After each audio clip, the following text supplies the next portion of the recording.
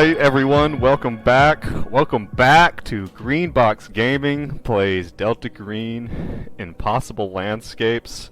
We're going to start off a little better than we did last time recording. We've gotten... God, should I jinx it? That and say that, you know, our technical issues seem alright. Here's the thing, I don't believe in jinxes. I don't know about you guys. Are you guys big on the whole, like, don't say, you know, that it's going alright, or... Oh, dude, when I was a kid, it was, like, almost obsessive. Like, I would believe so hard that if I wanted something to happen, then I had to think that it wouldn't happen. Like, I was a pessimist even at the tender age of 10 years old. Nice. I just believe in software fucking up, so that I know this for fact. Well, I mean, it's your job, so... But us saying anything isn't going to do anything about it. Still going to fuck out. I turn my lights on and off 10 times, or a car will hit me when I walk into the street. Oh, that reminds me. Do you wash your hands a certain amount of times too, or what? How's that work? I mean, you know, 10 times in a row. Okay. On the hour. On the hour. God. Yeah. Man. No, like I remember. You gotta fight that gingivitis. I remember I used to work at when I was working at the hospital. Well, even when I was in college round 1, and I was working at the hospital as a pathology tech. But then even when I was in college round 2, working as a mental health tech, and like late at night, you're like, man, it sure is quiet. And people in the medical field take that seriously, like that superstition about saying it's quiet, you know, or like, oh, it sure has been a nice easy day. Like they're like something bad's about to happen. They will get angry. Like I've had professionals, nurses and doctors be like, what the fuck is wrong with you? Like just like turn the switch. Like how dare you say that it's quiet? We had the same thing at the facility I worked at, but everyone on a full moon, things would go crazy. And by God, it did. On a full moon, I don't know what it was. Oh, wasn't there that one guy that had that tick? That no. Like. Okay, never mind. We're not talking about that.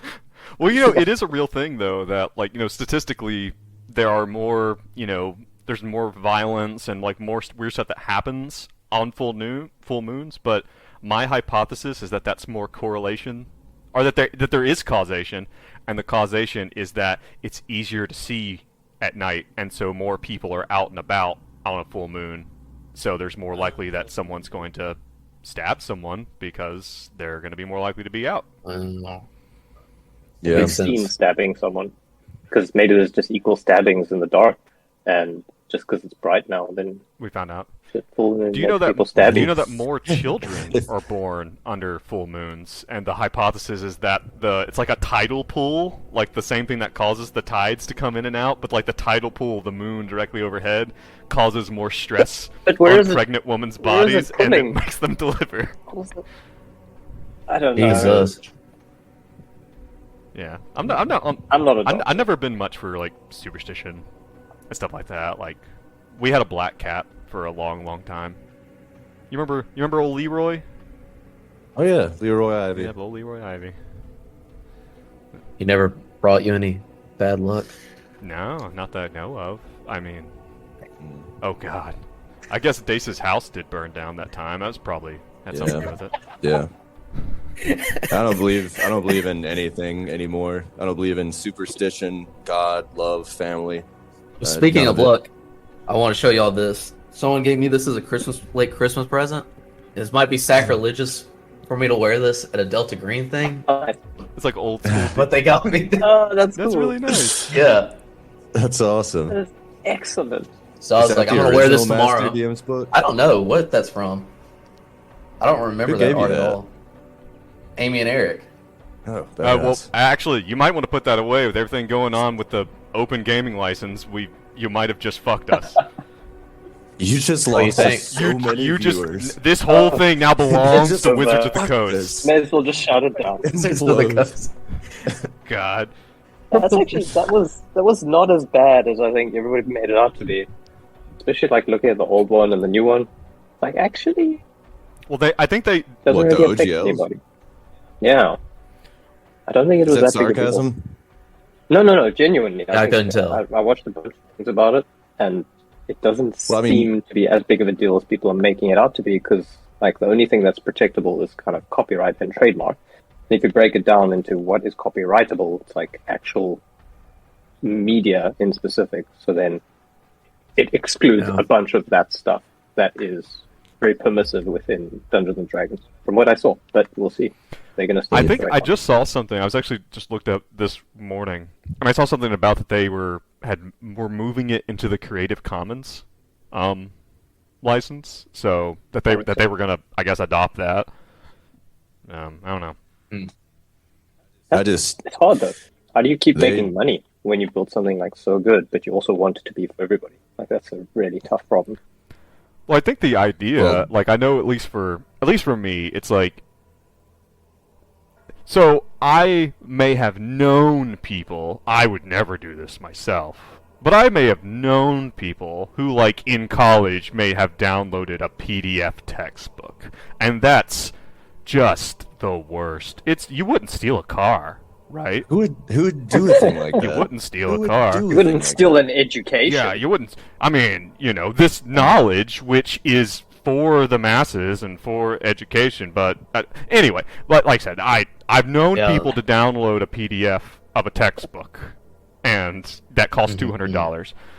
But when it comes to like D&D, if I want a D&D product because I believe in D&D, because I like the game, like, I don't feel weird about buying it because I'm like, I want to contribute to this.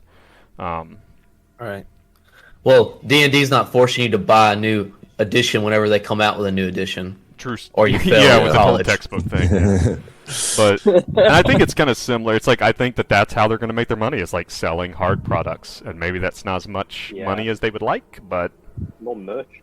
me, Just the shit that Brad's wearing right now. That's how you make the money. that's it. Yeah. Open for negotiations. D&D, Mr. D&D, Mr. Dungeon and Mr. Mr. Dungeon. That's something and Mr. else. Dragon. We're not talking about that guy. Get some controversy. This is how you bootstrap a podcast. Yeah, this man. is it. That's how you do it. D&D Well, speaking sucks. of I'm this- just saying it. Speaking of controversy, there's something controversial that happened up top last episode. I went pretty hard on the country of South Africa. did. And I just want to take this moment to apologize to John Luca and the great nation of South Africa. And I'd like to extend an olive branch. And if there are any South African ambassadors out there that would care to have lunch with me, feel free. The invitation is open, and it's there to stay. Thank you, South Africa. I'm sorry. We're still gonna film you at night crying in your sleep. Yeah. That's not changing anything. Inevitably. Right. Inevitably. All right. Well, I'm glad we got that out of the way. The term "your Yeah, people" that was on my mind. was the whole- used, and Now that anyone that's watching this is completely lost, let's start. And I promise in the future I won't say things like your people, South Affies, third world nation. I promise not to do that anymore. You don't want to get South Africa canceled. do No. you know what? No. Do you know where the term "third world country" actually comes from? Do you know what it means? No, what does it mean? So it's from the Cold War. During the Cold War, first world countries was the West, and those allied with the U.S. and Europe. Second world countries were the USSR and all of its allies. And third world countries were basically anyone else that wasn't allied one way or the other. And it just so happens that a lot of the countries who weren't allied either way, just in general, weren't doing as well. Wow. So So it actually has nothing to do with quality. it actually of has nothing, like, in its inception, obviously in its current usage. Yeah. Wow. Wow. Anyway, Wow. Delta Green! Look at how much you learn. Look at what we learn. God, that's like, I feel smarter not already. only do you come here to be entertained, you come here to learn and grow. You You're not- can't beat it. Maybe we'll get You're not a insane. strong toddler following. Speaking of things that you can't beat, let's talk about last Oh, nice. session. What a segue. Dude. Yeah, killed it with that segue. And also, I was re-listening to the episode, and literally, as we were starting the fight, I was like, okay, but let's frame the situation here. It's literally 3 grown-ass dudes fighting one woman. Like, this is kind of ridiculous. It doesn't bode well for Laura with us. Well, and in hindsight, looking at it, the fight would have gone a lot easier if you guys would have gone at her with the ferocity that a D&D group goes at a goblin, which is to kill it. But that's not how you guys were approaching it. If you guys are just like, yeah, let's fucking kill her, you guys would have pulled out your guns and gunned her down, and it would have been done. Like, but you guys didn't want to kill her, and that's why it was harder in a way, because you were trying not to specifically kill her. Anyway, but that. Well, you made us sound like the bad guy, so I was like, shit. Yeah. Like, we looked after her. She's in the basement sleeping. No, wait, where is she? Where did we leave her? Yeah, the basement. We haven't decided what we're going to do with her. So let's do a quick recap. Alright, so we're here, 1995, New York City. Our team, Hank Ellis, U.S. Marshal, played by Brad. Benji Potts, blues historian and occultist, played by Dace. And, of course, Benedict Farthington, played by Jean, who is our smooth talker, our mouthpiece, our party mouthpiece, who has a thing for strong women, apparently. Wow. Who doesn't? Yeah. All right. Okay. Good taste. Little peek behind the curtain over there.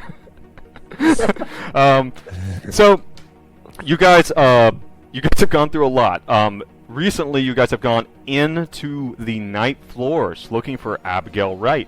And I really appreciate Hank Ellis's dedication to the, like, hey, we gotta find the girl. Like, we gotta find this missing person and help her. As you guys have gotten down in here, like, things have gotten weirder and weirder. You guys encountered the yellow sign, which kind of took hold in Benedict's head. You guys saw into this strange mirror that showed this strange room where a man was drowning children. You guys re-encountered, I suppose, some of the people who are in some of the tenants of the building, and they seem to know more at night when the night floors are accessible. They seem to have more mirrors, and you guys are more memories, and you guys have been told, yeah, Abigail's she's up in 12, up on the 6th floor with. You guys have heard a few different things. You guys heard the salesman, her boyfriend, things like that. You guys also learned a little bit about the building. And apparently there's something about this building, and there's something about the man who built it. You don't know the name. If you look on Roll20, you will see that he is on there. He's in that black and white photo. Let me drag it over there, actually, so you guys can see it. Wait, is that right? There we go. That the man in the mirror, and you guys have seen him, and there's something about this man and the mirror and the building. There's something about the building. You also found out that Abigail Wright apparently brought that all this oddness kind of started when Abigail Wright brought something into the building and shared it with her neighbors. A book, which held a play entitled The King in Yellow. And that once it was there, that was shared with a few people, and then things started to get a little odd. You guys really don't know the specifics about how that happened, but you're kind of putting things together. At the end of last episode, you guys had gone down to see Michelle Van Fitz and gotten into an altercation with her. And when you did so, basically, it was a lot harder to take her down than you guys wanted. You guys went into her room and fought with her. You did manage to take her down, and I will say this, keep in mind, none of you guys actually took any damage. So really, like, when you think about it, 3-on-1, and it actually turned out, was it messy? It turned out okay, because no one actually got hurt. Benji took some psych damage. Emotional damage from Benedict, I'm sure. And you guys were able to take her down, but when you were in here and you're in her room is now expanded. And according to the strange map that you had found in Abigail's apartment, it showed there's an entrance to the night floors, and sure enough, it looks like Michelle's room has expanded vastly. It's now huge and ornate. When there were lots of books in here before, now there are thousands and thousands, and there are bookshelves that go into other rooms. And one of the things she had attempted to protect herself with was this like antique-looking, like genuine-looking tomahawk, like Native American war tool. You guys had gone in there, you fought her, you hogtied her, and I believe at the end of it, you guys had took her and Jeremy back into Abigail's apartment. You kind of like hogtied her and bound her. She's unconscious at the time. You tie her up to the radiator or something in Abigail's apartment, along with Jeremy, who's still completely mind-whammied. And did we hogtie him too, just for good measure? Sure you did. Okay. Sure you did. You hog tie them together, so they're gonna wake up and they're gonna be tied together. It's gonna be awesome. Nut to butt. I don't know. I'll leave that up to you. That's I feel like as the handler, it's not really my place to say. But you guys, I haven't heard nut to butt since I was in the army. Oh god. Nut to butt. But you guys you guys had contacted your handler, Agent. God, I don't even remember his damn name anymore. It's been so long. Marcus. Agent Marcus, yes. You guys had contacted Agent Marcus, and he told you, he's like, I can get these, if this is going on, you have someone who's been exposed to something supernatural, I can get someone to pick this person up, but it'll be tomorrow, before I can get them in there. So that's where we're going to pick up. You guys are here, and it's like 7, 8 o'clock at night, and by the way, Benji missed his ride to the party with Skylar. Oh, no. Yeah, so some bond interaction there as what happened. So did we call Marcus? Yes. Yeah, we did. So phones work in the night floors. We didn't call him in the night Yeah, floors. you guys had walked down somebody had walked down the sidewalk because I believe that you had, maybe I'm making this up, I believe someone had tried to call from inside the McAllister, and basically they picked up the phone and all they heard was old school 20s music, like kind of thing. We didn't do that. But Okay. That'd be funny. We'll say it. We'll say has. that. A little touch there. That you guys, but you guys someone walked down the street, got a payphone, called Marcus. So here you are, like I said, 7, 8 o'clock at night. All this has gone on. One of you smells very strongly of pepper spray, and the other two smell only lightly basted. And you have these two people, vulnerable, unconscious people. Oh, and by the way, when you pulled Jeremy out of the closet where you'd left him, he was drenched, wet. You would go so far as to say half drowned as you pull him out of the closet. And so here you are, you've got these people, you got them hog-tied. Abraham, stop peeing on that man. You got these guys, they're hog-tied, they're not going anywhere, and you've been told that someone's going to come get them tomorrow. Tomorrow in the middle of the day. Noting. So that's where we're going to pick up, with you guys deciding what you're going to do with these people. Is Abraham still with us, or is he back in the night floors? I would say that Abraham is with you in Abigail's apartment. He's sniffing around, just doing dog stuff. And I think we injured Michelle quite gravely. Yes, the idea was that if she does not get some professional help, she might not die, but she is likely to suffer permanent disfigurement, maiming. I think I had said that she might lose her leg if it doesn't get seen about. Didn't go well. The good news is Abraham has liability insurance. Does he? On his... Well, I'm sure of it. Sure of it. All right. Yeah, that didn't go well. Sloppy work. Yeah, so that's where we're going to pick up. So, gentlemen, what are we doing? That's a fantastic question. Yeah. From last time. Well, fellas, I can't say it enough. Let's just not talk about the fight and say we took her down fairly easy. Just want to say that again. If anyone asks, especially Marcus, we say it was a piece of cake. Piece of cake. I again, this came up last time too. I love that your go-to is that, well, we don't want to be embarrassed about how this went. Yeah, never mind. Yeah, the fucking apartment that seems to transport itself between time and possibly drowning babies and shit. We just don't want to be embarrassed about that fight. And a lady bleeding out on the ground too. I mean, you guys fact, are outside the night floors now, but you have some information that might kind of warrant looking into about the nature of this place. Like, where did Abigail get this book? And I will say this too, that supposedly Michelle was the last one to have it, which is why you guys went there to begin with. So, yep. but again, like, who is the person who built this house? Like, why is this place weird? Like, there's an idea that as Delta Green agents that you don't need to just discover what the unnatural is, but you need to discover how far it reaches so that you can determine how to contain it. Because if you don't know how far it goes or what it is, but again, you never will know too much. That's why you just break mirrors. When there's a mirror with a creepy dude drowning babies in it, you break it. You break it. You break the mirror, ask questions later.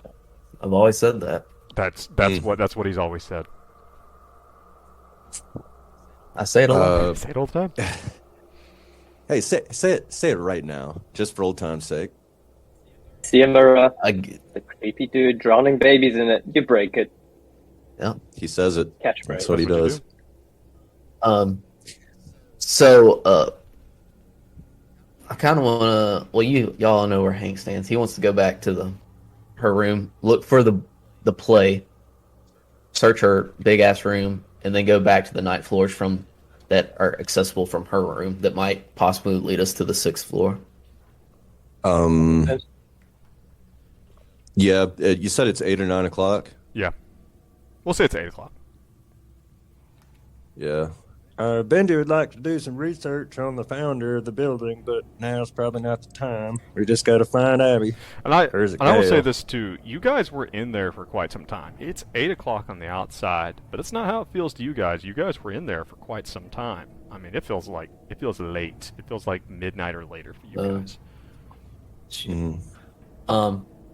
Well, a little bit. Well, Benji, if you're that concerned with the founder of this building and all that jazz, you could just call Marcus and he could do some research for us if we roll high enough, and maybe we'll have some information when we come back from the night. You know what, Hank? That is a great idea. Not only because we will get the information we seek, but it uses the mechanics of the game. That's good. Couldn't have said it better myself, I suppose. The fuck are you both on about? You sustained a blow to the head. Quite possibly. So yeah, Benji will call Marcus again. Okay, you guys have just called him, by the way. So you're just gonna call him right back. Yeah. All right. So you get him. Okay. Last time I made you roll a luck check to see if you can even get a hold of them. So do that again. Okay. Roll me a quick luck. What is that? It's just a D100. And you want to get below a 50.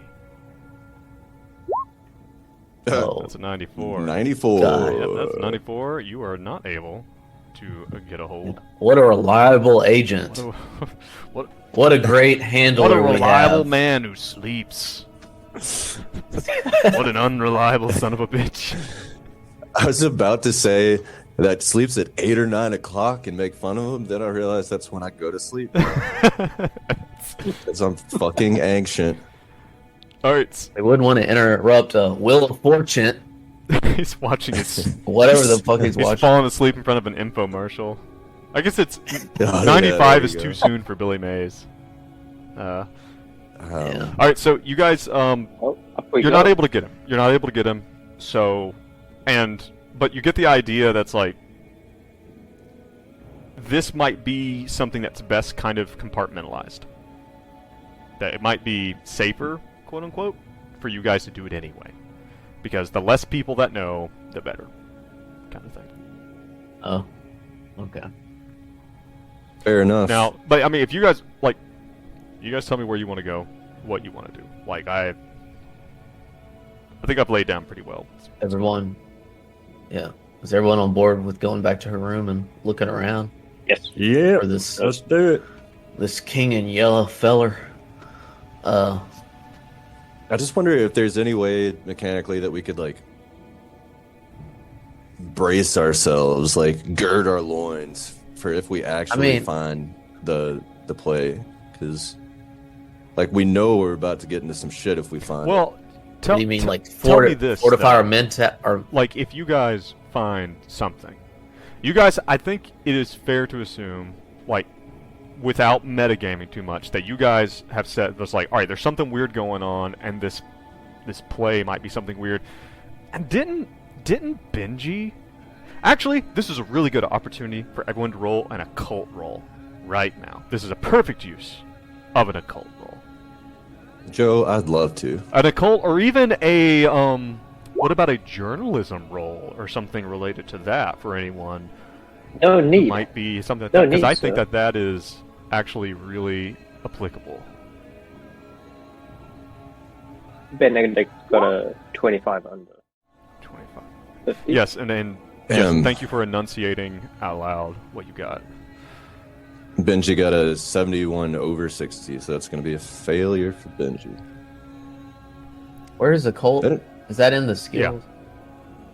It starts with an Yeah, O. they're alphabetical. Yeah.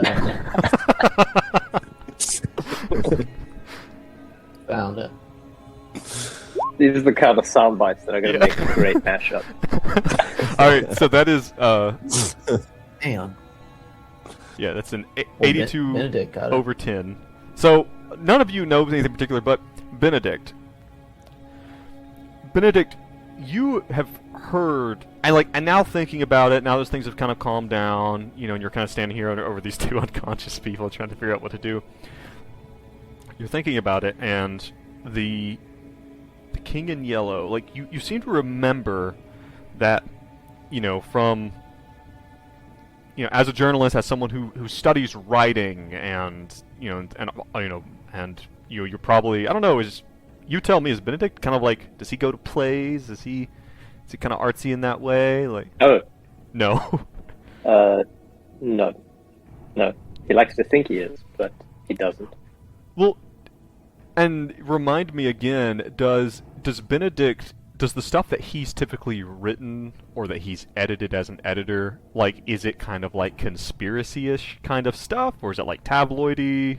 Entirely. Okay. Entirely conspiracy / tabloidy. Like the overlay between, I guess, famous people being lizards, etc. Like lizard people in the royal family and stuff like that? So Pretty like, much. He writes That's about it. Elvis being alive at least once a week. Nice. Oh, like Brad Pitt is the Sasquatch. Right. So yeah, you just imagine like a Jason Momoa, but like, you know, the famous Sasquatch picture of like it's like turned sideways and looking back, but it's just Jason Momoa. He's just this giant motherfucker. So this is something that you've heard of. Like, this is a conspiracy theory that you are familiar with, and it is the idea that there's this play, that was published, like, I don't know, this is, you know, from like the 1800s or something, maybe earlier than that.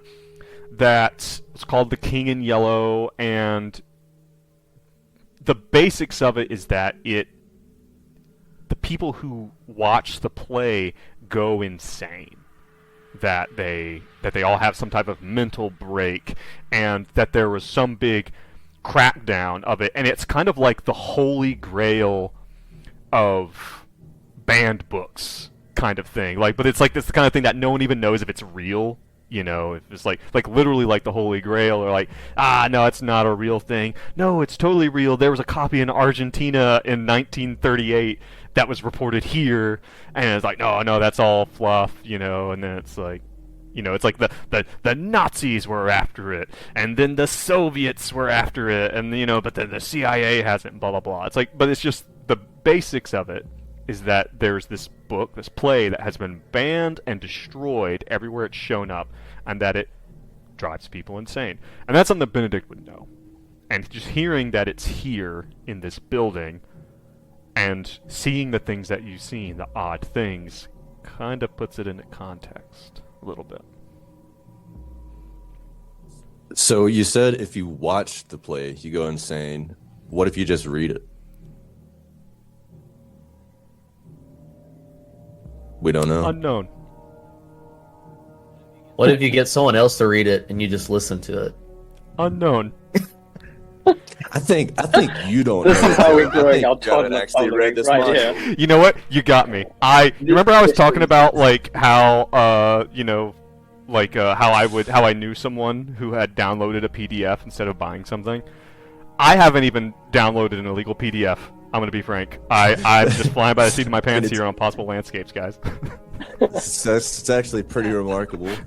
Yeah, you've been doing a great job. Yeah. This Wow. right here, this is just a prop. It's just a prop. That's I didn't even cracked it. It's like a sticker book on the inside. It's like, where's Waldo? He's like trying to find Waldo during every session. you guys are like, yeah. So what do I find? I'm like, huh? What? It's Like you open the book and it was blank, but now it's just like a serial killer's ransom note with like different size letters and shit. The whole thing. Caricatures of our faces, like over and over. Yeah. All right. So yes, that's what you know. Sidetrack. I believe we need to go upstairs. I feel like there's something to this book. Thank you for telling us all that. Benedict, I it told sounds you explicitly about the story. Yes. yes, it sounds right horrible. Yeah. So let's go find it. So you guys down for some light reading or what? Let's go back to Bring it, Michelle's Abraham. room and rummage through her shit if we haven't caused her enough damage. Okay, you guys get back up there, pretty easy. And actually, I'm gonna roll something real. No, I'm not gonna roll that actually. You guys get up there. There's no problem. You guys go back upstairs. And you make it up to her room. It smells like pepper spray in here, and the place is like, you know, there's like the chairs are tipped over and stuff. I assume, did any of you put that tomahawk? Did any of you take that? No, it was on the No. ground. Think we did. Okay, the tomahawk is still But here then. Benji will take it. Okay, please add to your inventory, antique tomahawk. An ancient tomahawk. But put a question mark after antique. Antique tomahawk? I think Benedict will. The only other thing I have under armor and gear is a credit card for the Juilliard food.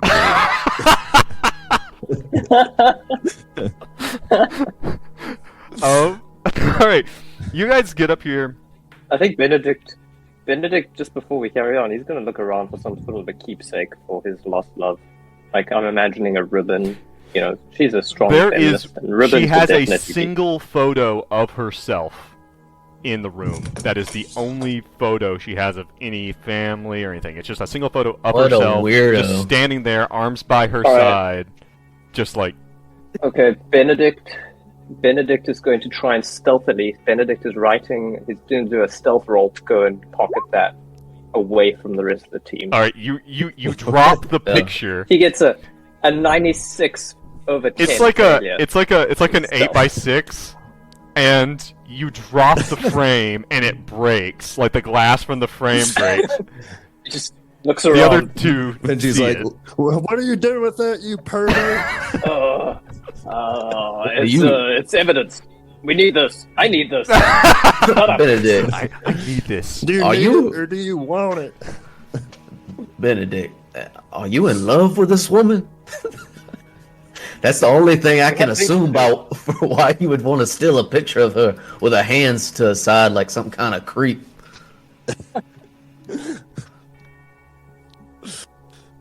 I'll take your silence as Benedict moves along swiftly. Yeah, all right, you Let's just forget about it. So you guys get in there, and you can, if you want to do some. Okay, remember when I said that this place seems to go on and on? It's gonna be hard to find something specific in here, but like you can look for it by all means. But I'm So gonna we are look back in in the her. mid floors now. I think technically yes, or like an altered version of her room, which presumably would be like it connected to the reminds night you floors. of her room before, but it seems to have, like the living room has literally grown out, and now there is a doorway that, where on the map might suggest there was a doorway that seems to go on into more rooms, like more like Well- where it goes, where the little hallway that would go to her bedroom on the map. There is now like that hallway is longer, and it goes off into just like a library of books. Let's go to the library, maybe. Sure. All right, it is opulent and beautiful. Everything about it, like beautiful hard oak, or like the shelves and the door frames and everything. There's big comfy chairs in this, and there's those big heavy ladders that slide, so you can get to the books at the upper shelves and whatnot. Yeah. Is there anything on display anywhere? Any highlighted areas or important objects on display?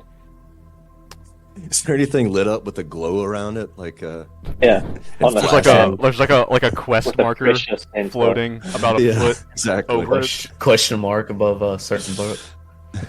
No, Yeah, so aside you from that, guys, yeah, legitimately. I will say that you guys do find that there is a chair there, and there is a book sitting in the chair, and like it's sitting over the arm of the chair, like someone didn't put a bookmark in it. They were reading it, and they put it down there to come back to it later. And it is a book called, and you pick it up, and actually, do I have an asset for this? Hold on, let me see if I can find this real quick. I'm not gonna take too much time. I'm gonna do it real quick. Here it is. Yeah, fantastic. And I had to do this Ooh. dumb thing where I set it where you guys can all see it and handle it. It is a book entitled Ooh. World Why is the Without quality Doors. of this image so garbage? It looks good That on looks mine. great. It looks on my good to you side. guys? Okay. Oh, there. Yeah. Okay, it popped in on mine. Yeah. It is a book called That's- A World Without Doors. It's a What in the badass Sam looking hell? cover. It's like got a modern city on the bottom, and then flipped upside mirror like is like a castle flipped upside down. Yeah. And there's like there's smoke behind the modern city. And it is We need it is a book by Emmeline Fitzroy. Does that mean anything to you, Benedict? You ever read any of her literature? Yeah, give Oh, me another one of those journalism roles real quick. All right.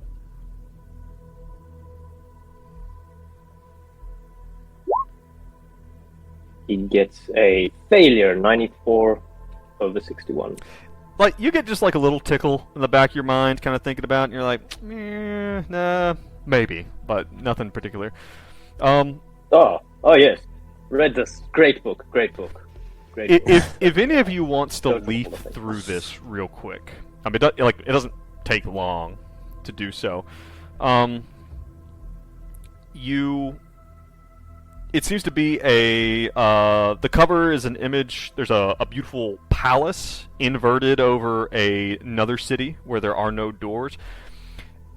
the story is about a girl and her. It appears to be like a kind of fantasy story about a girl who goes into a magical land and all of her adventures there.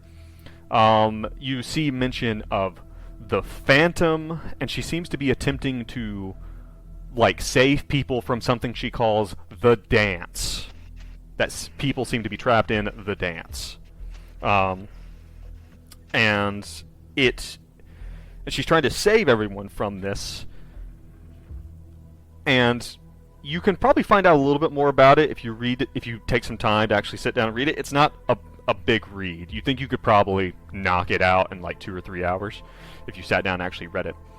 But yeah, and when you read it, it just kind of makes you a little uncomfortable. There's just something about it and some of the themes and the imagery in it that are oddly reminiscent of what you've seen in the Night Floors.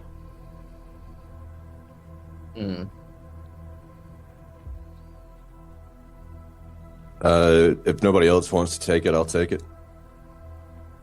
You're gonna read it? Yeah. Oh, just take it. Right now. You guys got a quick 2 or 3 hours? I'll read it. Well, if someone wanted to do that, I was gonna say Hank was gonna take a nap. You just want to crash in here and just classic Hank. Classic Hank behavior.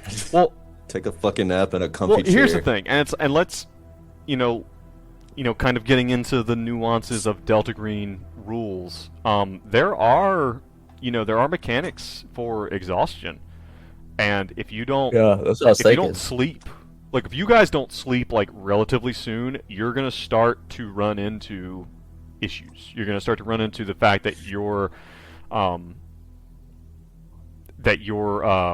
rolls don't do as well.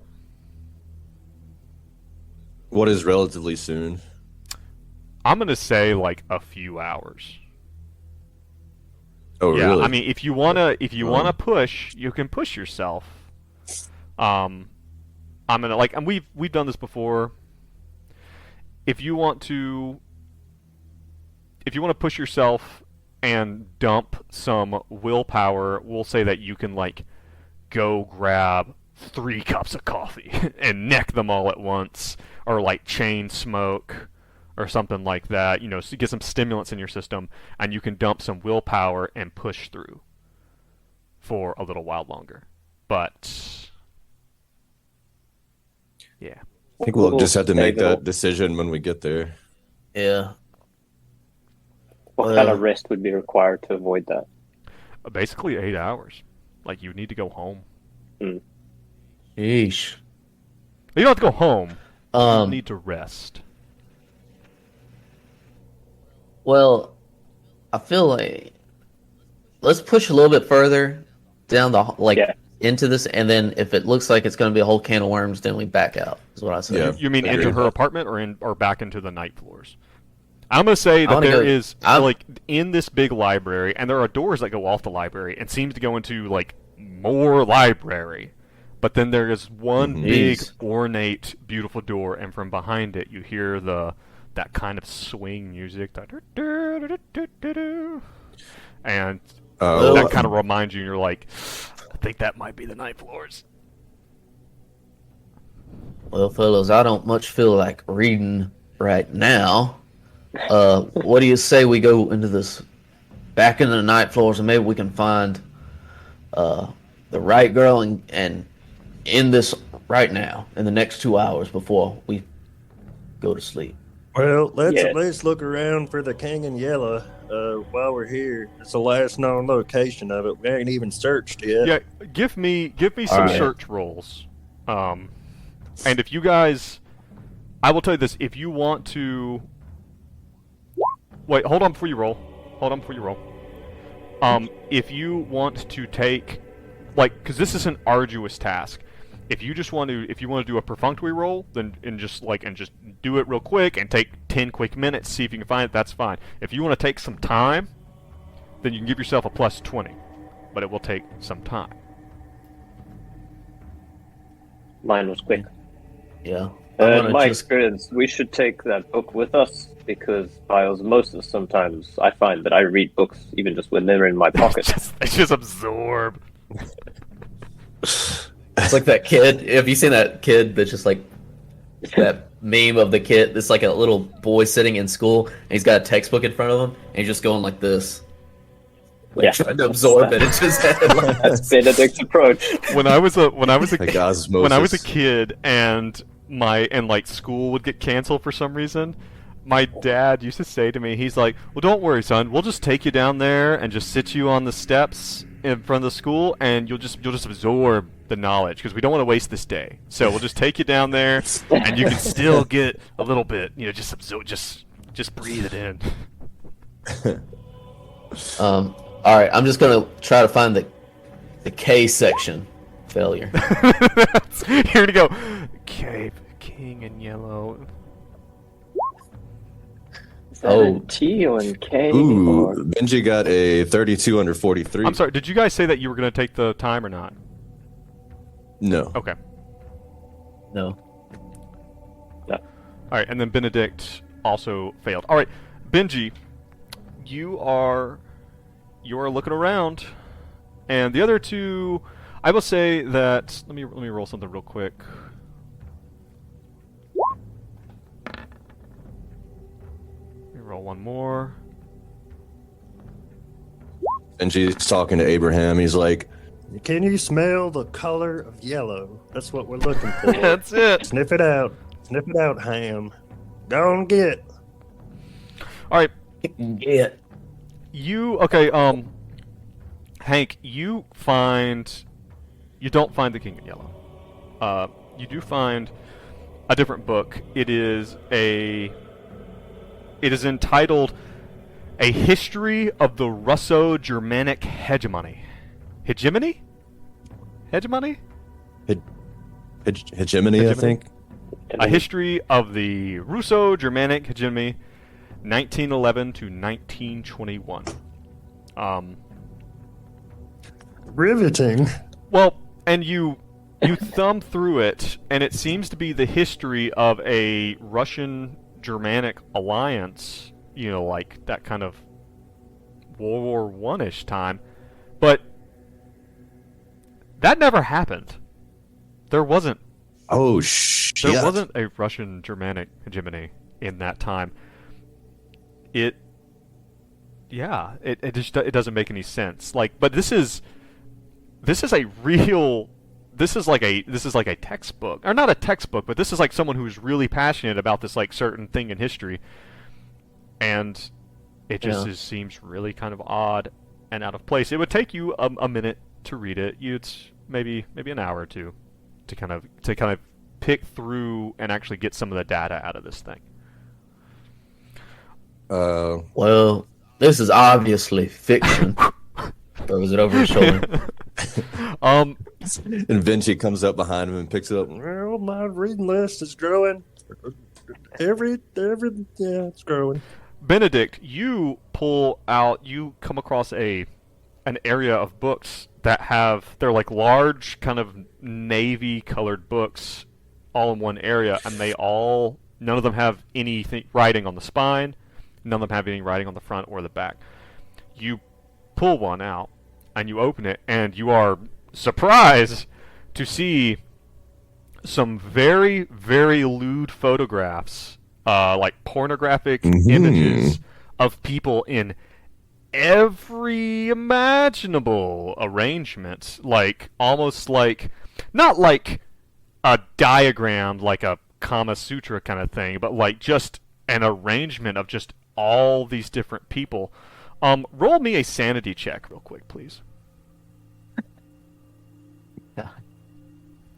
That's some strong pornography. Yes. You Or under. you flip through, and let me look at something real quick. Let me just look at something real quick. Let me look up.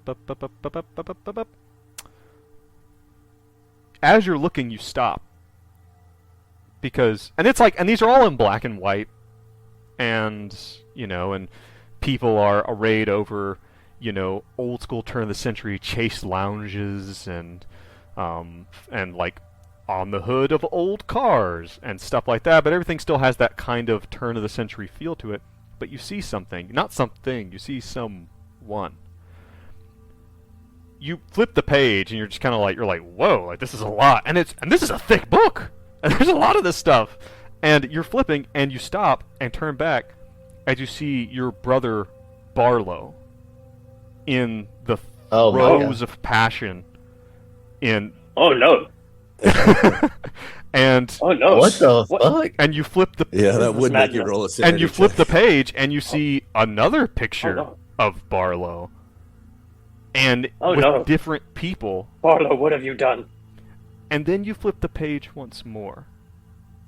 And you see yourself. Oh no. I can't. Oh my god. Oh, What the fuck? oh With no. your brother. No. His vague sense of excitement turns to absolute distrustful, confused fear. What the You- fuck? But the thing is, Uh. you like put the book back and you pull another one out and you see someone else that you know, and then you put it back and pull another one. You see someone else that you maybe from years ago. Maybe it's the guy down at the bodega that you see all the time. Like maybe or something. It's like it seems that and all these pictures, all these lewd, you know, like lustful pictures of just all these people, and you're fairly sure that, or you can't be certain, but I mean, you know that the picture of you've never been in that place with those people. So, like, what is this? I think Benedict is too excited, not in the excited way, but in the, oh no, what's happening? And he has to bring the other guys over. He says, boys, I need you to look at this. This is distressing. You just show them the picture and of I need you. you You're to like, tell me I what- need you to look at this. I give it to them close, Well, I don't want to and see say, that. do you Benedict. see anybody that you recognize in here? Do we? Yeah, fuck it. Let's do it. Yeah, Hank, you were flipping through and you see all of your ex-wives. Good Lord, have mercy. Throw it away. Benji, you see, what's the lady at the diner? What's Oh, her name again? Sandy. Sandy. You see Sandy at the diner. And you see yourself. What is Oh, holy happening? moly. And this is, keep in mind, Well, this is this in is a book I'm not 95. going to This is take a with time me. far before deep fake was even an idea. Like, you know, this is Yeah. I wonder if maybe these books are dreams. Because I've sure as shit had this dream before. this one right here. Diner. But yeah, it's Well, It's anyway, odd. More Listen, weird boys. shit. it's odd. I mean, from everything we saw, we I can't am- trust anything we see here. So We don't. This is Benji, Go ahead. as you know, Benedict calls you over, and you see this, and you go back over, and you're looking through some more of the stuff, and eventually, though, you come across. You're looking through a lot of these books, and a lot of these books are quite large, and in one of the areas, you're seeing a bunch of these, a bunch of books, and then you see a book that kind of stands out. Not because it's bigger or brighter, but because it's actually smaller and more unnoticeable than everything around it. You see, Yeah, let's open it. you see this, which has a familiar symbol on the front of it. Ah, the mark of the the yellow king in yellow. symbol, or the yellow symbol, whatever. Dude, that might be it. I'm gonna tie a blindfold on my face and then read it. Is that possible? It's like the Elder Scrolls guys who who go blind from reading the Elder Scrolls. Yeah. Oh, I think there's only one thing to do. I just gotta pop that sucker open and take me a gander. You open it up. You open up the first page there, and yeah, you see the King in Yellow. Holy shit. Ooh. Boys, I done found it. Oh Oh, no. Lord. Hank Cuddles over there to take a look as well. I mean, are you guys gonna like start reading it? Like, Uh, what are we doing? I'm not usually partial to arson, but in what I've seen today in this little room, I may not have a history of burning things down as Benedict, but sometimes we just need to burn things down. Well, let's remember our mission to find the right girl. I wonder if this seems to be an important item to these people. We might need to hold on to it for a bargaining chip. You Yeah, it could be leverage. you do see inside it on the first page. You see that it says the King in yellow, and underneath it says translated 1951. Does it have an author or a translator It does name? not. It's a small red book, like bound in red leather with the yellow sign stamped on it, and it says translation Leroy Jean or Jean. I can't speak French. How's it spelled? I will type it. Leroy Who is this guy supposed to be? Translator. in. This is not the translator. I'm going to say that anyone who vaguely has an idea of language thinks that this is French for the King in Yellow. Oh, I thought you said Leroy. Ah. No, sorry. Oh, Leroy. Leroy? Leroy? Le Jeune or something. Oh, there's a fella Where is it? named Where'd you Leroy type it? In John. in Roll20. No, it's not popping up yet. Le Roi. That's it. Ah, Le Roi Jean. Oh, Leroy is hot. There I goes can't my see. French audience. Yep, there they go. We're gonna isolate every single country on the globe. So yeah, Eventually. which is something else. It's like, so I mean, you'd vaguely heard about this, and maybe at that, maybe seeing that in French, maybe Benedict, maybe you do slightly remember that the story of this book was that it like kind of started in France, or that's kind of where it was first found out about, where the story starts. John. God, I really want to just like thumb through it real quick, but I know that's a terrible idea. It's like if you thumb through it. God, how do I even handle this? Is there even a number for the insanity It damage? takes an you'll take? hour. You can read it. And it can have an effect. I will not tell you what that effect is, obviously. It doesn't matter. We don't have an hour to kill. So, but you now have it. You now Well, have it. it's obviously important, so we're gonna hold on to it. Like I said, I think we might be able to use it for like a bargaining chip. We don't know what we're gonna like find. You know. Yeah, I will put that on my character sheet unless somebody else wants to carry it. No, I'll go for it. Although I would try and find something flammable or a lighter nearby. Just in case. Benedict just believes in breaking shit that he's scared of. So he would want to, in a pickle, destroy this. Just like he did the I mean, book. you know what? As Man. far as, the kind of Delta Green mindset, I mean, hell, It's kind of our burning job, too. things, not a terrible idea.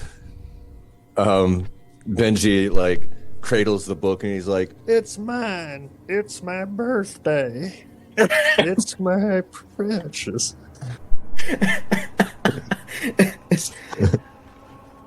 Well, so what are you guys gonna do with the book? in general?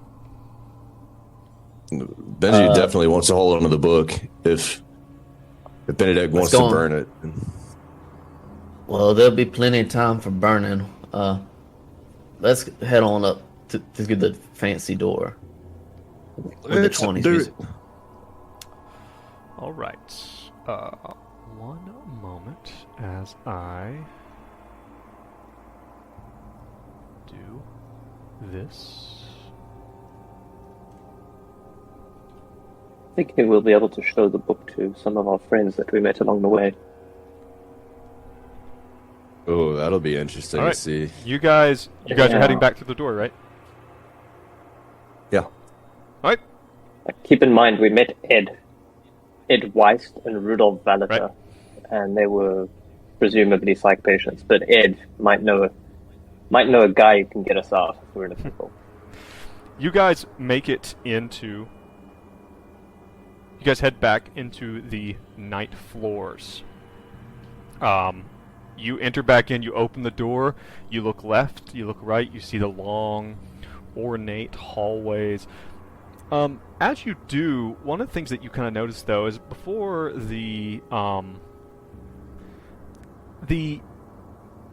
walls were all pristine and the carpet was nice. Now they're like you see the first time the signs of like something not being opulent and beautiful. The paints or the wallpapers kind of peeling towards the top, and a little bit of the gilded kind of door frame seems to have been roughed up, from people rubbing against it or maybe moving a piece of furniture. Maybe the carpet's a little bit damaged, a little bit worn as you guys enter back into this area. I assume you're going to just sally forth. Are you looking for something particular or trying to go somewhere particular? Oh, you got to get to the 6th floor. Yeah. Stairs, elevator. You want to get to the 6th floor. Yeah. Okay. All right. I will remind you very quickly, just because this is one of those things that you have been told by what the hell is that guy's name? Mark Rourke? Nope, not Mark Rourke. One of Lewis Post. You were told by Lewis that that you can't just go to the 6th floor. That the 6th floor, only certain people go there. And one of you had asked, like, well, why did Abigail get to go there? And he had said he didn't know. I don't remember that conversation. Okay. Only certain people. What if we go I wonder if it's some find bullshit Mark like we have to. Yeah, that's what I was just thinking. Have to read the That's book, yeah. King and To Yellow. do it is what I wonder. But Lewis told you that he let's read it as keep- So why don't And he wasn't still allowed on wasn't the able? 6th floor. Doesn't seem so. He said something about wanting to go there. I think we need to find our friend Mark Rourke. He seemed to know. He was a strapping fellow, Mark, and he had a lovely little bar there. I could Yeah. use a drink after looking at those books. Same. All right. Yeah. And Can we follow the horrifically smell blaming of? that woman. You want to try to get back to the smoking lounge. That's what you're saying. Yeah. See Yeah. if we can follow the scent of cigars. to the Yeah. smoking lounge. I'd say you know what? Ooh. That's not too difficult at all. Hey. Who's leading the way? Abraham. Abraham. Like, Benji. Benji's leading the Okay. way if Abraham's leading the way. All right. Give me a sanity check. all right, here we go.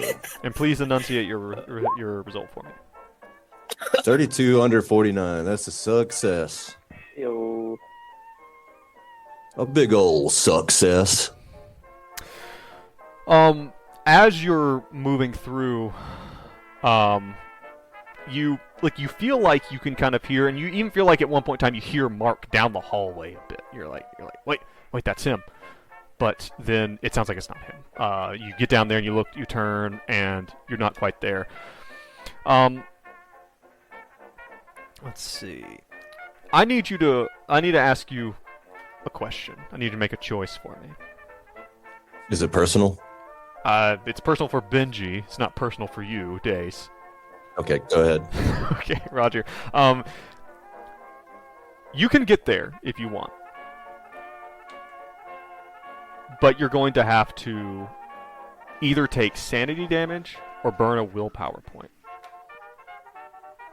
Let me think about that. Let me look at my sheet.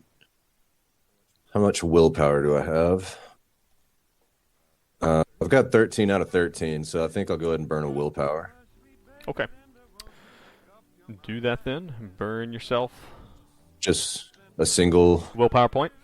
And you turn a corner, and just as you're like, no, like I'm gonna figure this out. I know it's right down here. You push forward, and you get down to corner, you turn right, and there it is. Smoking lounge. Just as you left it before. Yeah, pot. Good work, Abraham. Oh, Pats me on the how did you do that? This place makes no sense to me. The nose knows. All right, never say that again.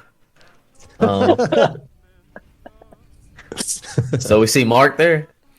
You get down there and you don't see anyone in there actually.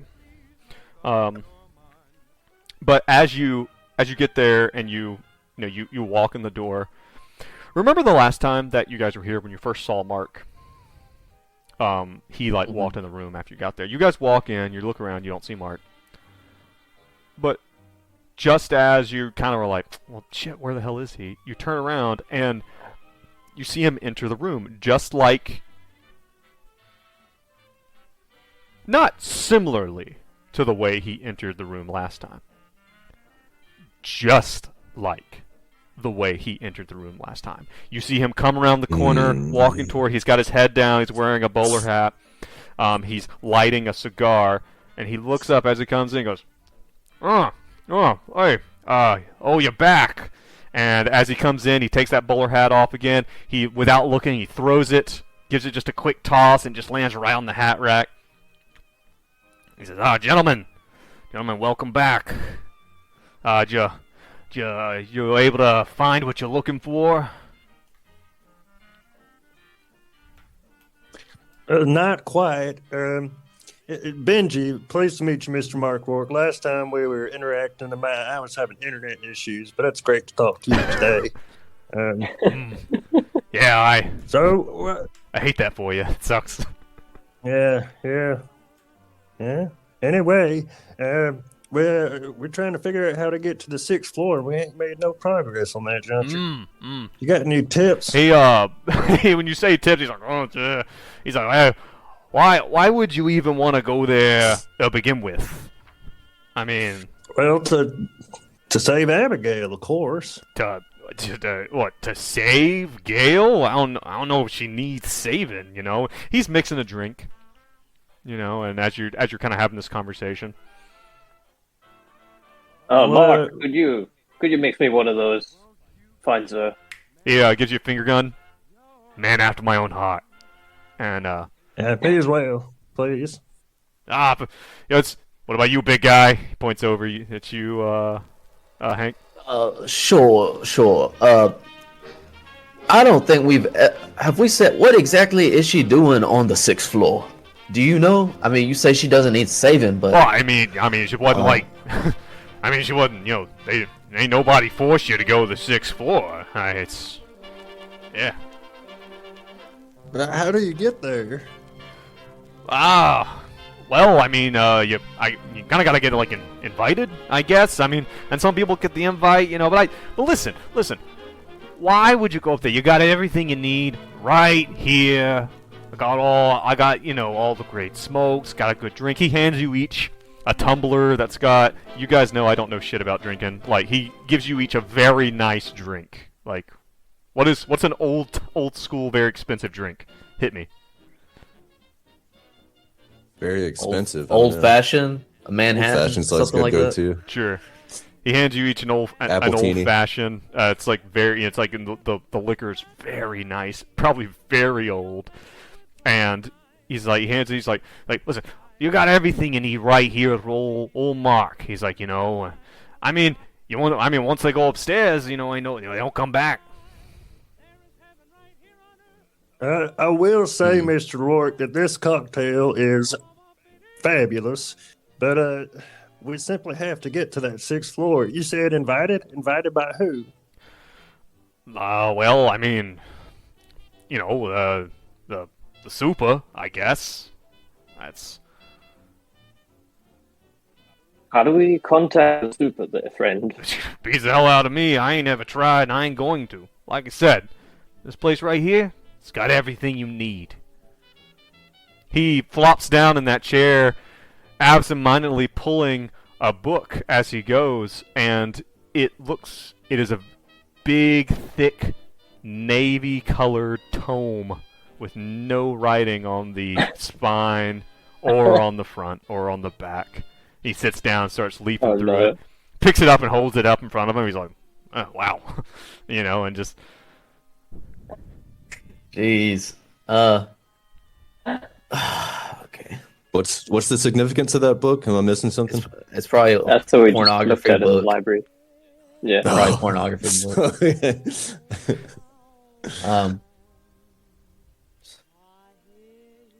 Listen, Mark, I understand this has got everything you might need in this spot, but not us, and not Abigail. You got family somewhere, friends. Abigail has got a father outside of this place that she needs to get to. And we've been tasked with finding her. I mean, listen. I want to do like some kind of roll to.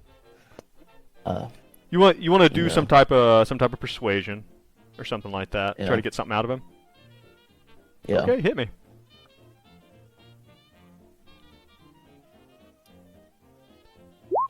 God damn it. What is it? Fell 60 over 53. Yeah, he's like, listen, look, Gail, sweet kid, it's lots of pretty young things like her, they get mixed up with the wrong crowd, some guy, flashy guy comes, and they follow him to the ends of the earth. His tale is old as time. She'll grow out of it. Don't worry about it. Listen, sit down, have a drink, have a finger sandwich, and let's just relax.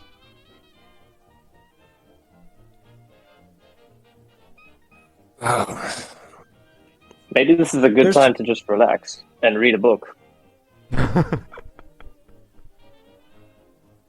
We could rest here. This is a pretty comfy spot. What I'm worried about is us walking outside and be like 50 years had passed. It's like Rumpelstiltskin over here.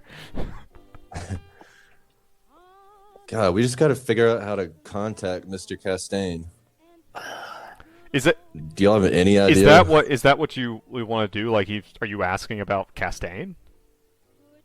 But she said, isn't that different than the super?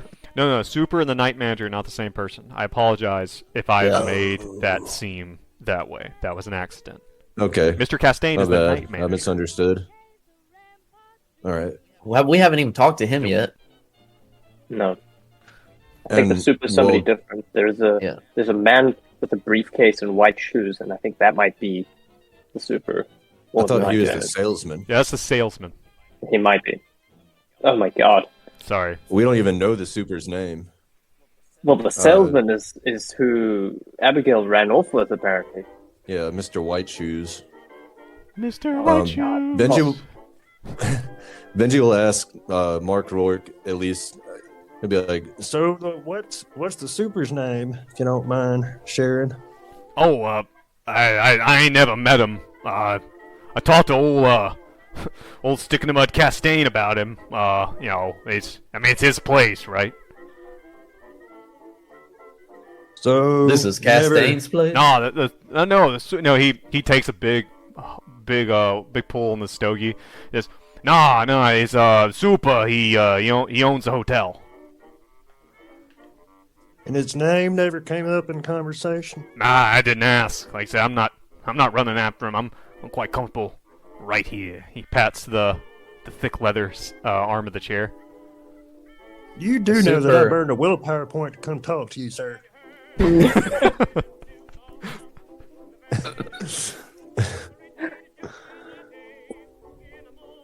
Well, how can we find Mr. Castaigne if we wanted to have a conversation with him?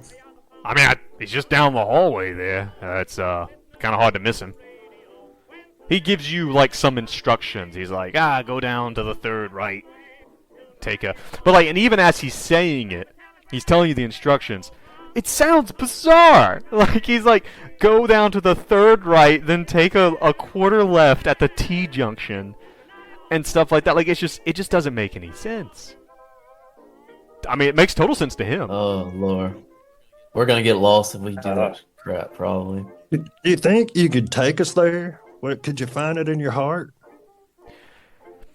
He looks down at his drink, which still has half left in it. And he's like, make me a roll if you want him, if you want to convince him to get his ass up and to do something for you. Excellent. Okay. Oh God, we need this. We need this so badly. It sounds like I it's don't going to think- be a persuade roll. Benji me see hasn't if I failed a can- roll yet. Oh yeah, yes, You guys are ticking Make your sure you're failures, ticking right? your boxes as well. Yeah, yeah. Yeah. I've finally learned to do that. finally remembered. Yeah. There's no way I could finagle. It's just got to be a persuade roll. I That's the think only so, thing for it. really.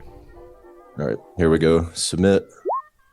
That is a god damn it, 61 over 40. Don't know what he's like, listen, just look, I still got half my drink here. Like, yo, I'm sure you'll do just fine. Mark, my man, Mark. Have you met our friend here? Have you met Abraham? Oh yeah, I noticed he was hanging around with you guys. Who do you know whose dog he is? Is this your little pup? Shit, you just asked me a question that I didn't have an answer for, but I have to look it up. Shit. Got him. Damn it. How's it feel to scramble, box? Flip through your notes. Browse Hold faster. on. Time's the ticket. Shut the fuck up. I don't need this. I don't need this from you. Wow, that is definitely not what it's supposed to be. Benji is definitely gonna, after Mark Rourke refuses to escort them, he's just like gonna dump all of the finger sandwiches into his pockets. Just fucking yeah. Mark, Okay. need to know whose pup this is. This pup. What? It'll probably need some medical attention. Some vet. Do you know a vet in here? Because we got a situation. Because this pup got into a bit of a roll with one of our acquaintances. All right. I'm a bit concerned. So he'll tell you. He's like, oh yeah, it's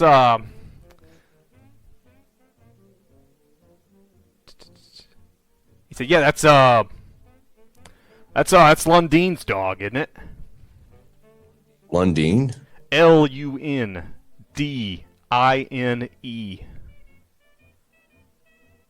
Yeah, that's Lundine's mutt, right? Yeah, if you say so. Where's London? That beats the hell out of me. Who is Lundane? Oh, I don't know. I've seen him around a few times. He's coming here a time or two. Weird guy. Real weird. What is Lundine? Now you're just messing with me. What is Lundine? Mark, Oh, I wanted to introduce you to Abraham because I thought if you couldn't help us get to Mr. Castaigne, you might help us just get this little fella back to Lundine. Do you like dogs? Do you like dags? Do You like you like pigs? dags Not- now? You like Not- that? I mean, not really. I mean, it's fine. I see him. Yeah, this little guy. Like, and Hit him. and Abraham will go over Hit to him. him, and he'll just like Give give him him a like little- a quick scritch on the head. He's like, I mean, yeah, he's fine. He's in here all the time, begging for scraps. I see one of you dumbasses done fed him. He ain't gonna leave you alone now. Alright, this is not working. Yeah, I mean, look, if you see Lundine, you can't miss him. Like, guy, he goes around wearing some type of fucking cape. Older guy. Okay. Yeah, some type of silver cape thing. Are you gonna tell me he's some kind of magician? No, he's crazy. This is. We've heard about a guy. Oh, he's crazy. We've heard about this guy before. Yeah, you have. We have? In the police report a guy with a about the cape? mugging that happened in the building where Abigail Wright was accosted by a strange man wearing a silvery cape. Oh, And he said, where are the shit. tunnels? Yep. Okay. hey. Not totally useless.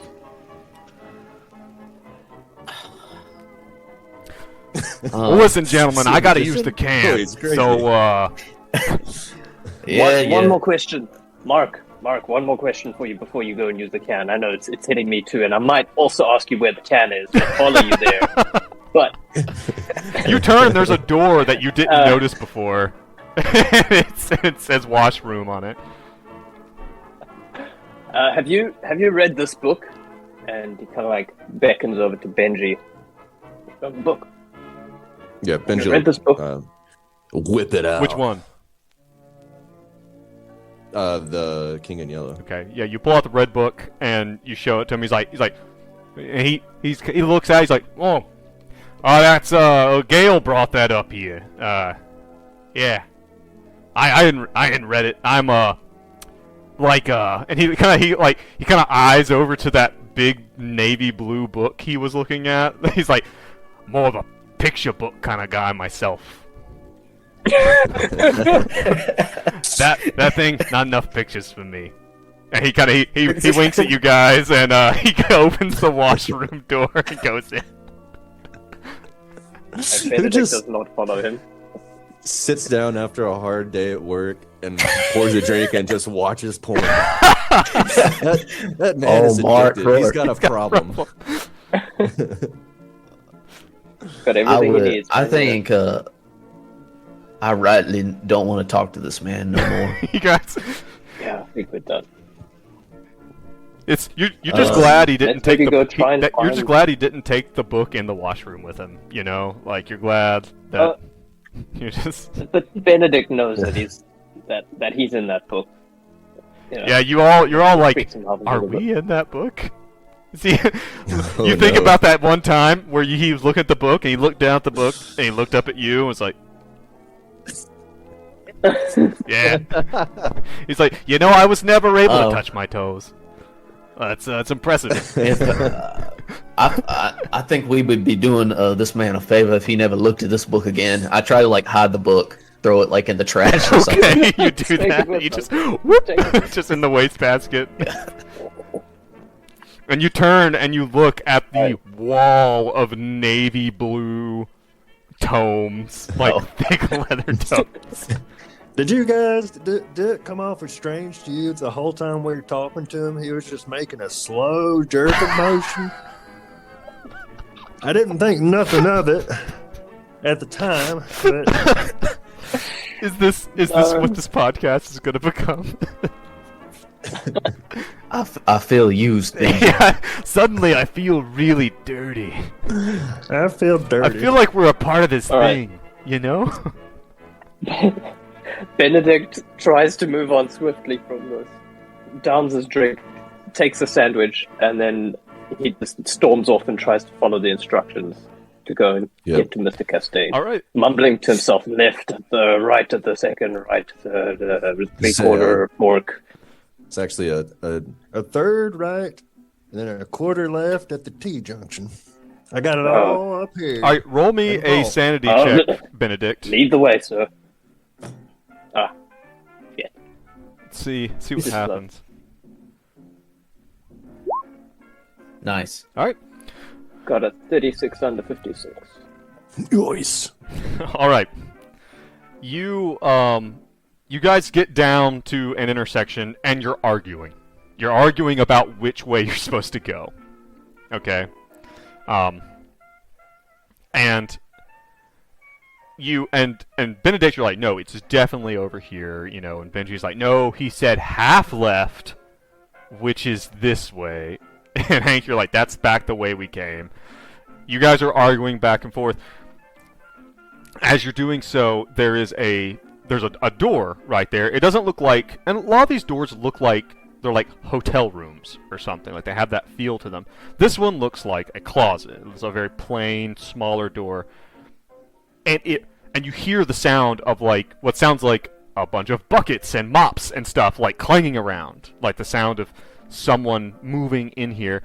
And then the door burst open and a man stumbles out and falls into the hallway and like braces himself on the wall on the other side. Actually, I think I might have a picture of said man. Yep, there he is.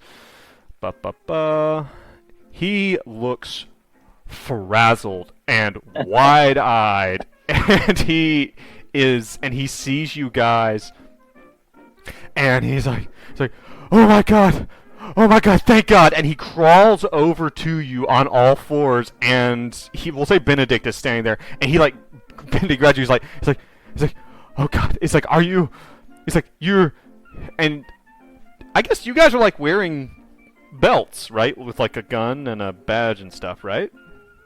Like you guys are wearing like policey accoutrement. He's like, oh god, thank God. You guys have got to get me out of here. You guys have got to get me out of here. Hold up, partner. Introductions first. Who are you? I'm David. I'm David Langford, and you see that he has it's a polo shirt, and it says like Central City Cable on it. It's like, it's like a work shirt. But it's stained, and he smells. He smells as if he's gone many, many days without bathing. And his beard is long, his hair is a mess, and he has what looks like in his pockets, you see that he's like, it looks like he's got some screwdrivers and wrenches and stuff, like, stuffed in there, like in a pair of, like, work pants. He's like, my god, my name is David Langford, I've been stuck in this fucking place for, I just want to go home. You guys, you gotta help me. Take me with you. Please, are you police? You're police. David, calm down. Calm down, sir. How'd you get here? I've just been stuck here. I came in to disconnect the cable. And he points to the emblem on his shirt. He's like, Central City Cable. I came to disconnect the cable in the building, because it's, because what's his name? This guy didn't pay his cable bill, so I came to disconnect it. Next thing I fucking know, I'm in here. I'm in here in this prison.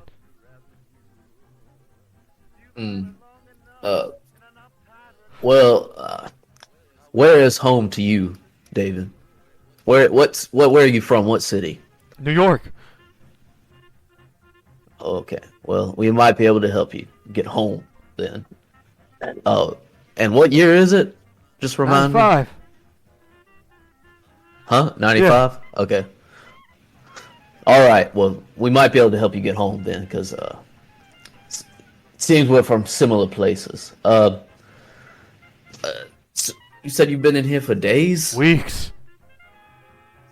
Oh Lord. Well, good golly, take a finger sandwich, David. Here you go. He slaps the finger sandwich out of your hand. He's like, that's all I've been fucking eating. Jeez. I have to be so aggressive about it. I'm sorry. And he's like, and he seems just like really frazzled, like not unstable, but the dude's a wreck. And he's like, look, I've been drinking stale champagne and hors d'oeuvres and cocktail sandwiches and those little sausages. You've been drinking his champagne. Those little sausages on the toothpicks. And wait, no, hold on. The only thing you've had to drink for weeks on end is champagne. I try to have some water. Sometimes I find some ice that's melted down, and I try to drink that, but it's all that's around here. And what are those little pickles? The little pickles, the ones? That's Cocktail. like a gherkin. pickles, maybe? A gherkin. Yeah. Gherkin. I'll never eat another gherkin as long as I live. Well, I mean, Okay, so maybe See you we should have later. a bit of a side. And aside, like one Yeah, moment, David, I need to confer with my associate. Okay. I think this man could be in trouble, but he could also be a liability. I don't feel What if we particularly leave Abraham with him? kill two birds with one stone and No. get rid of both of them. hell no. I think we should help him out. He's obviously down on his luck, and we know how to get out of here. Yeah. Sounds like we're heading up to the 6th floor where people don't come back. And I don't know if we'd be doing this man a favor. Well, hitchhikers can't exactly choose which direction they're going now, can they? The other thing I say, hitchhikers can't be choosers. I just want to. Poetic. He kind of intrudes, guys. I just want to go home. I just want to go home. You got to get me out of this place. And he like looks around. He's like, this place. He's like, I don't know what's going on. This place is not what it seems. This is not a hotel. Tell us something we don't know, David. You listen. For better or for worse, you're in a bit of a jackpot with us. We're on our way to the 6th floor. Have you come across anyone that knows, been talking about this? No, I haven't Have talked you to seen anybody. this girl? I've been hiding. Okay. We also can't let this guy say anything about this place. Like, if we were Wait right here. We'll be serious right agents, back. Wait in this be spot. eliminating this person. Right. Well, if we take him to the 6th floor, he might get offed. Problem solved. Yeah. I don't particularly feel connected to this guy right now, but I don't even know if we're gonna make it to 6th floor. I was gonna say like, I don't know. I said let's just go down the hallway a little bit and see if we find anything. We found him. If we go down some more, we might find some other random dude. I don't know. What do y'all want to do? Go back or keep going forward? Take him with us. Keep going forward. Yeah, Alright. agreed. All right. He's happy to All right, tag David. Just stay behind us. Don't do anything unless we tell you to, and we'll try to get you out Whatever of you here. say, man. Whatever you say. Can we just like pat him down? Check that, I don't know if he's got anything useful or dangerous on him. I don't want any surprises. Yeah, you can, like, he'll let you. I mean, you're like police, and he's just like he's incredibly cooperative. He's just scared. He doesn't have anything on. He has like he says that he used to have a tool belt, but he lost it. And that he was able to that he kept like some of his tools that he had. So he has like like some wire snippers and like some screwdrivers and stuff. And he has his wallet. You pull it out. Sure enough, David Langford. How much cash? He has a few bucks.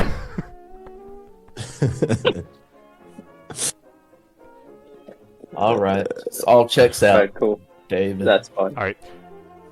You guys, as you guys I guess I'll lead this way and do. Or oh, never mind. Go ahead. Sorry. as you guys are about to move on, you hear the sounds of you hear something that you haven't really noticed or you haven't really heard yet.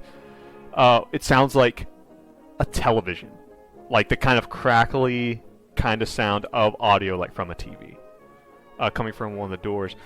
And you guys look up, and down the hall just a little bit, and it's like kind of a dark hallway. It's not really lit really well. And as you look up, it seems that the lighting in this hallway is not like an elaborate kind of nice candelabra kind of thing. They're like fluorescent, like old school, kind of like dingy fluorescents, and they're kind of yellow and faded. And it seems like the style is just a little bit different down this hallway. But you see a door, which seems like the TV is coming from, and a little sign, and it says Night Manager. All right. Okay. Let's check it out. Now we're getting somewhere. I assume you're gonna walk up and knock on the door? Or are you gonna do another barge? Would that be a good time to take a break? You know what? You are I'm looking at- absolutely right. That is a good time. I'm glad you guys keep track of this shit, because I just get too into what we're doing. That is actually a really good time. You guys have kind of figured out a little bit more about what's going on here with Mark, and you've got some new books that you need to read whenever you guys actually decide to take a rest.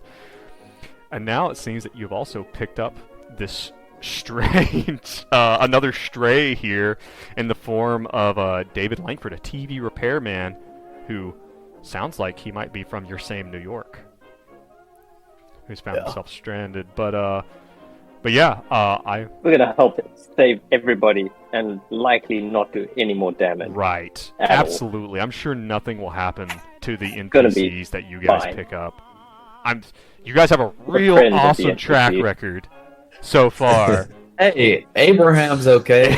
He's probably Great. happy. Abraham killed the person almost. Yeah. All right. Well, listen, guys. Everyone, thank you for listening. Thank you for joining us today for another episode of Greenbox Gaming Plays Impossible Landscapes. Please go check out our Reddit. We are over at r/greenboxgaming, no spaces. And from there, you can see our other socials. That's kind of our headquarters. Let us know who's listening. Let us know where you're from. And, let us know what you think about the episodes and whatnot. All the stuff's posted there. The socials, the VODs, everything. That's kind of going to be the central hub of everything. But yeah, thank you guys for listening. Thank you guys for watching. We're going to take our break and come back around for the second round or for our next episode. And you guys have a good one, and we will see you next time. Bye. Peace.